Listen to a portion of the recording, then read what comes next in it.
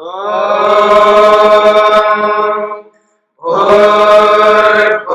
स्वः तत्सवितुर्वरेण्यं भर्गो देवस्य धीमहि धियो यो नः प्रचोदयात्।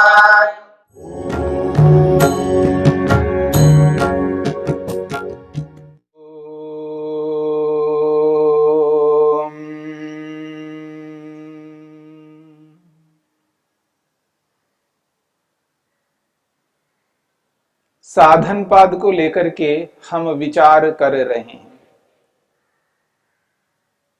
आत्मा को संसार में दुख प्राप्त होता है और आत्मा दुख से सदा अलग होना चाहता है। आत्मा कभी भी दुखी नहीं होना चाहता है,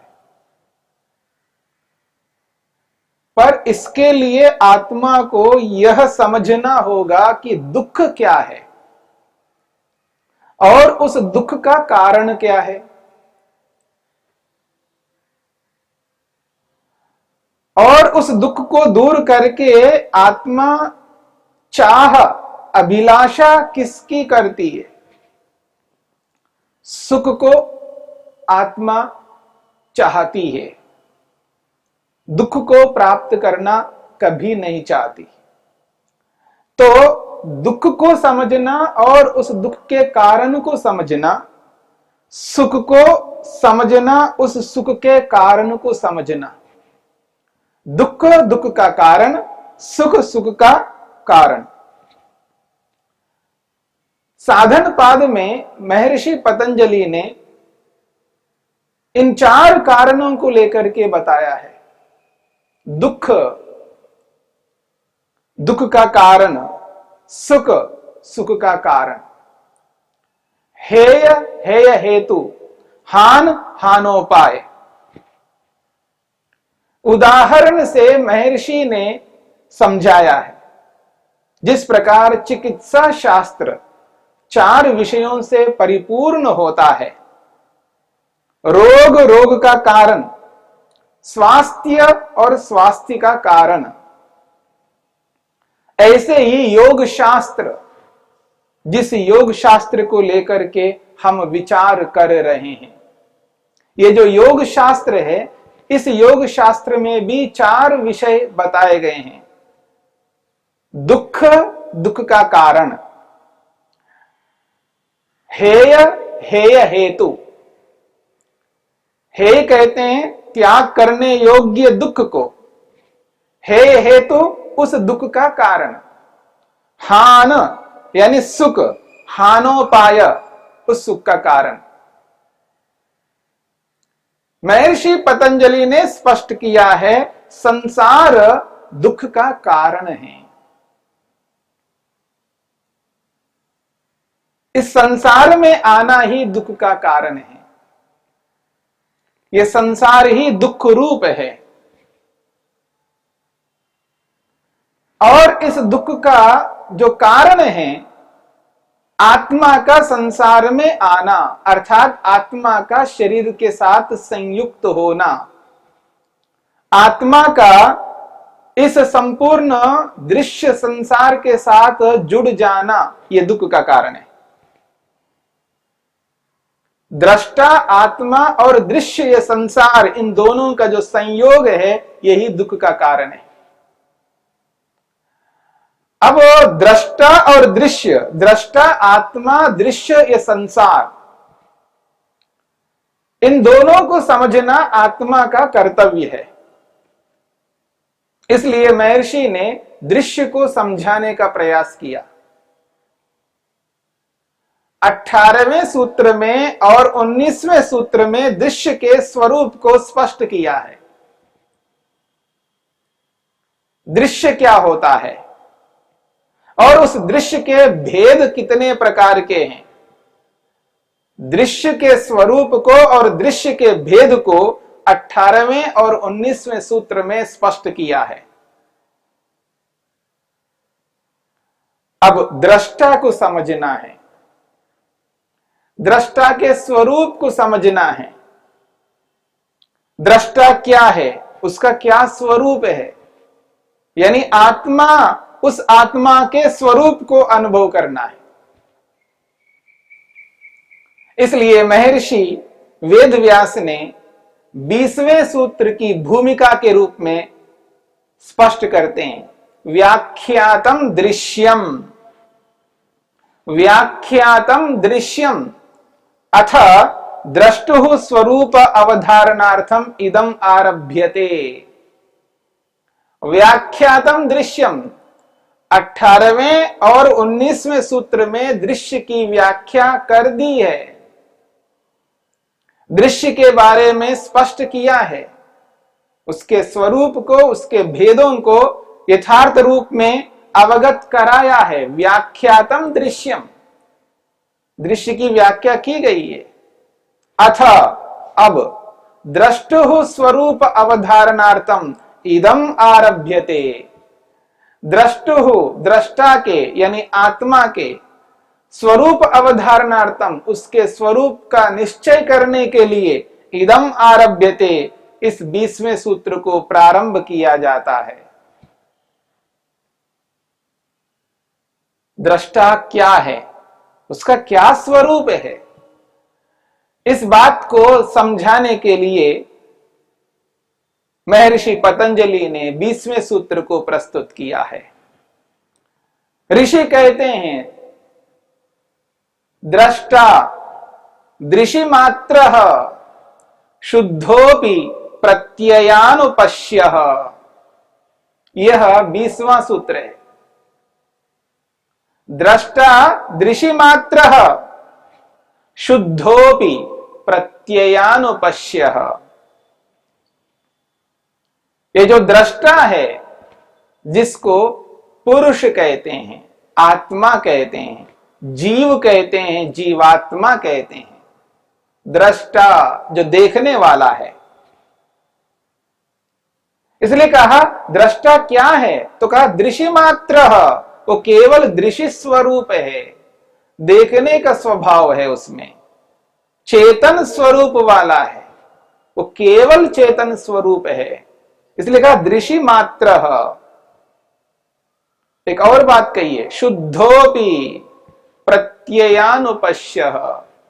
शुद्ध, वो दृष्टा कैसा है, शुद्ध, वो शुद्ध है, विकारों से रहित है, निर्विकार है।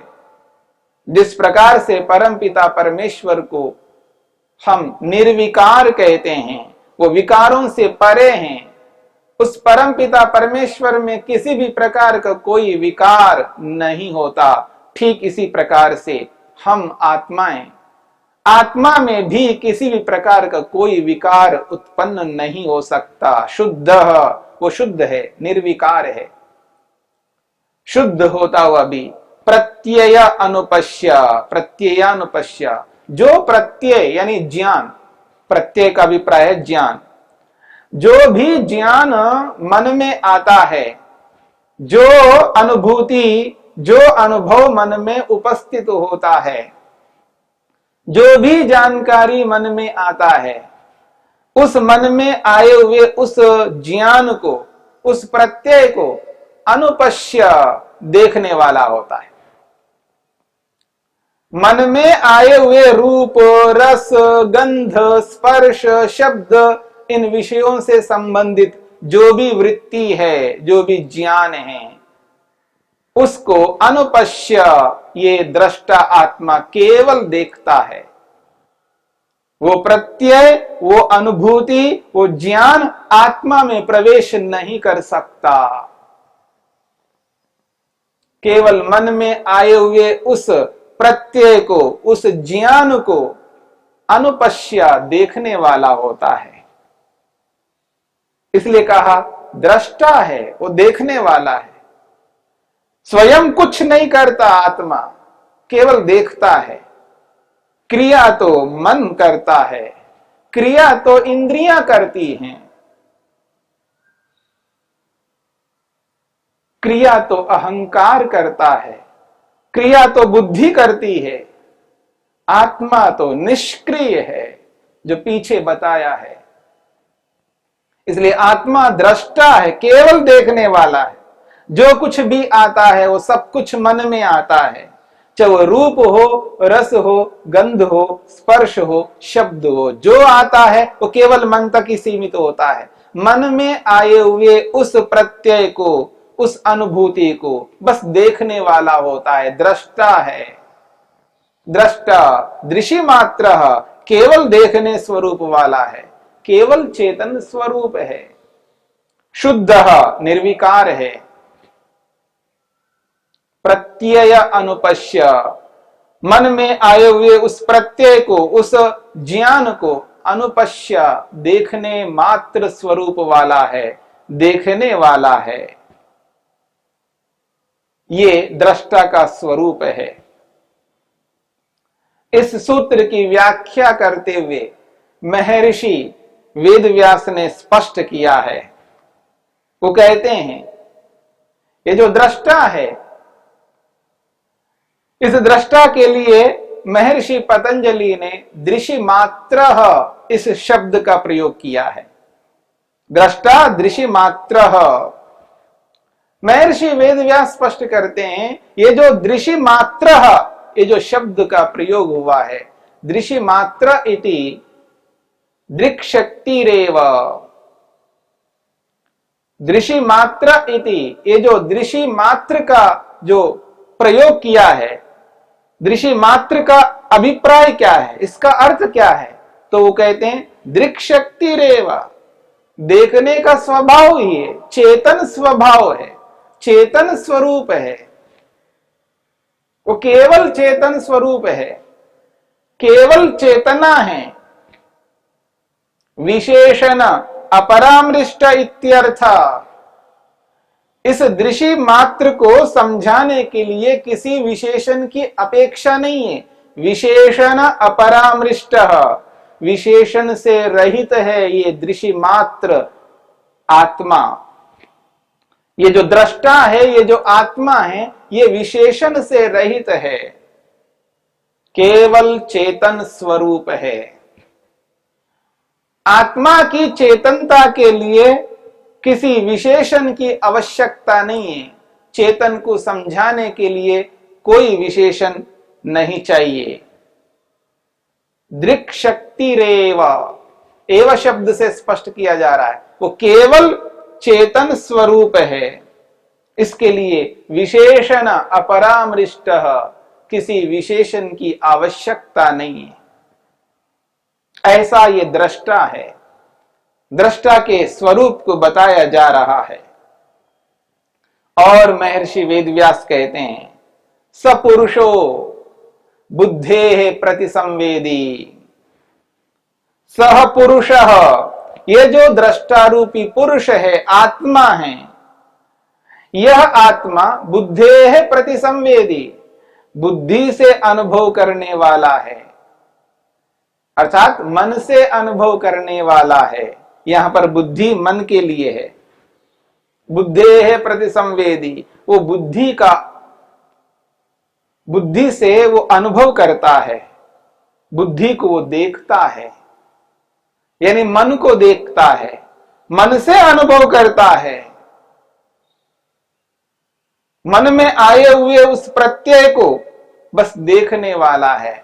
बुद्धे प्रतिसंवेदी, बुद्धि में यानी मन में जो कुछ भी आया है, रूप, रस, गंध, स्पर्श, शब्द, जो कुछ भी आता है वो सब कुछ मन में आता है, मन में ही रहता है।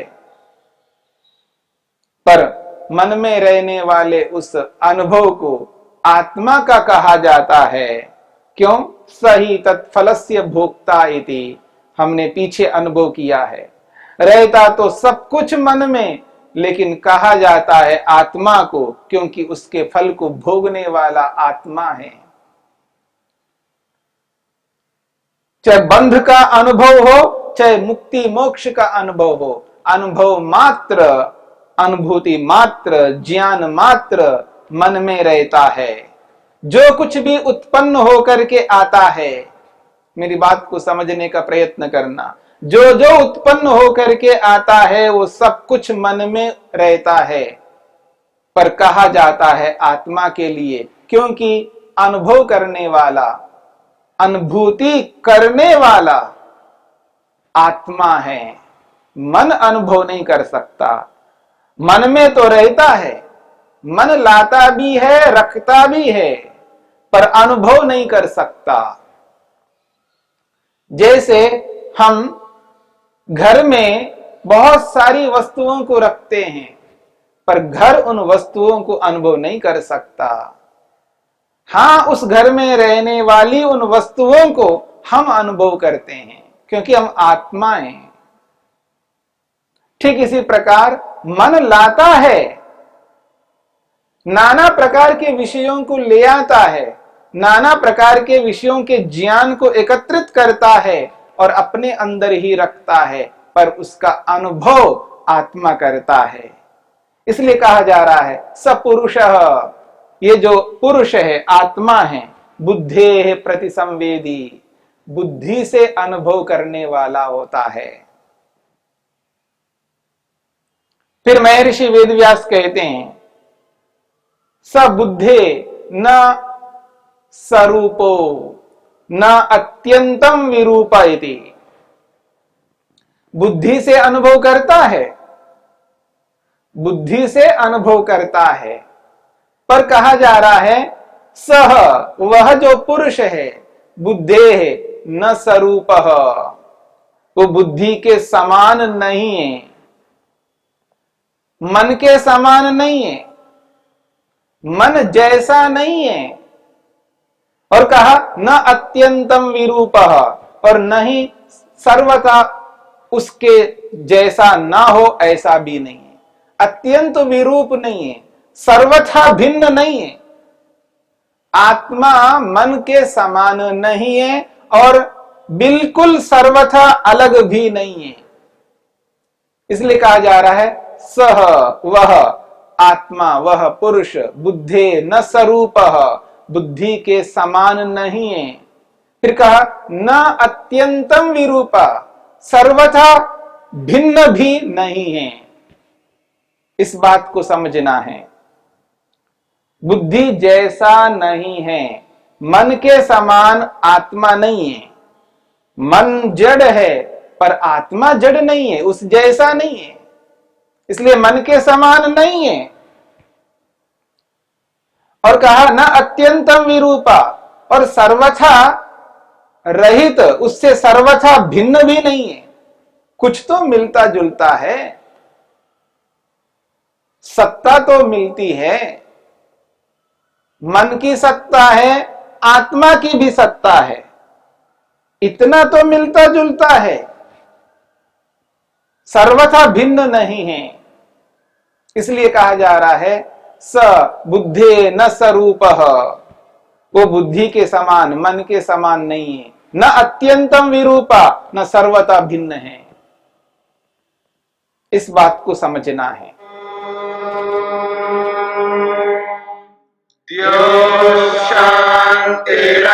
शांतिरंतरिक्षं शांति पृथिवी शांतिरापः शांतिरोषधयः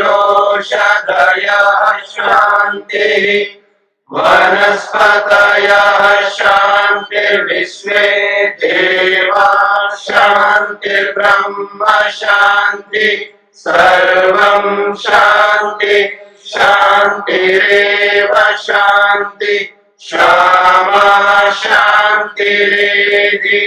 ओम शांति शांति शांति।